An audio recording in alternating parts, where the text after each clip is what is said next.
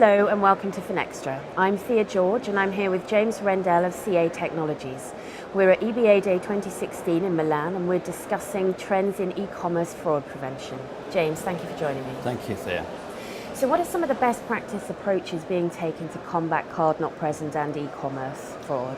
So the leaders in this space who are implementing the best practice available today, they're getting two great results. They're able to really dramatically drive down their card not present and e-commerce fraud rates, while also greatly improving their customer experience. And there are kind of three reasons why they're able to do this. The first one is that they're leveraging a protocol known as 3D Secure, which it's not often known by that name, but it's marketed by the card schemes as verified by Visa in the case of Visa and Secure Code in the case of MasterCard, and there are the other brands also implement a similar system.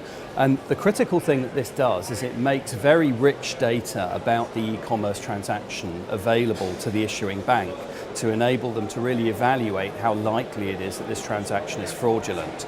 So the second piece, and a critical thing that we do within CA, is we provide our customers with risk scoring capability that evaluates this cluster of rich data points using a very sophisticated predictive model. It's based on neural networking techniques and deep learning algorithms, and this can very accurately score or produce an indication as to how likely it is that a transaction is fraudulent. The third piece then is really leveraging that intelligence to do a risk-based authentication or zero-touch authentication of the cardholder. So the principle is, in essence, is to really challenge for authentication very, very few transactions, maybe only 5%, and that's sufficient to drive out more than 95% of e-commerce fraud in most cases. So the practical benefit for the cardholder in terms of user experience is that for nearly all transactions, they see nothing. They just click, put the card number in, click to pay and complete the transaction, and that's the end of it. But the bank has still been able to evaluate this rich cluster of data that's available through this 3D Secure protocol in order to drive down the fraud rates. So that's a sort of a quick snapshot of today's best practice. So how do you see these best practices evolving to cope with the explosion in mobile e-commerce? Yeah, it's a great question, very top of mind issue for people. Explosion of mobile app-based purchases is really, driving a lot of interest in this area, and easily, in essence, is my view on this. The protocols concerned can easily adapt to the mobile environment, and there are some developments coming later this year, especially in the form of 3D Secure 2.0, that will make it much easier to integrate into the native mobile app environment to get exactly the same kind of risk scoring, fraud reduction, and a sort of risk-based and zero-touch user authentication benefits in the mobile environment.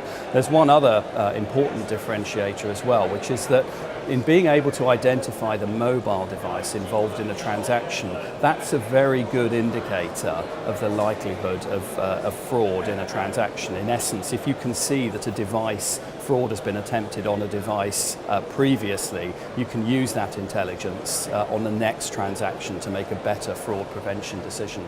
So yes, this environment should really adapt easily and scale easily to the mobile environment, as well as allowing new capabilities to enable even further fraud reductions to be possible.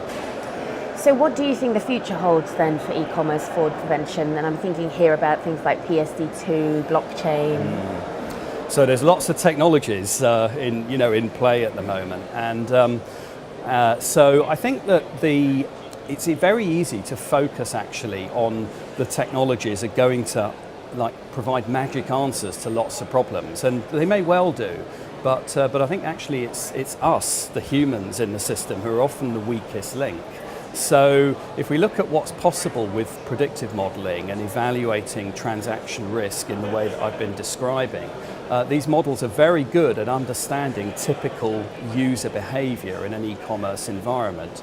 So I think that this really going to be central. While blockchain protocols, PSD2, access to account, and all of these technical innovations are going to be critical e-commerce vectors going forwards over the years ahead, one thing we can be pretty sure about, I don't mean to be pessimistic about it, but we can be pretty sure that fraud will continue and new fraud vectors will continue in these environments, but not necessarily just by attacking technology weaknesses. It's the human weaknesses, the people weaknesses. So whilst blockchain protocols, API security and other things can really do great things for securing the PSD2 environment, for example, predictive modelling can really do something about the human weaknesses, understanding typical transaction and cardholder behaviour, and that, I think, is going to emerge to be probably even more important in the new world of kind of disintermediated transactions and new e-commerce payment protocols.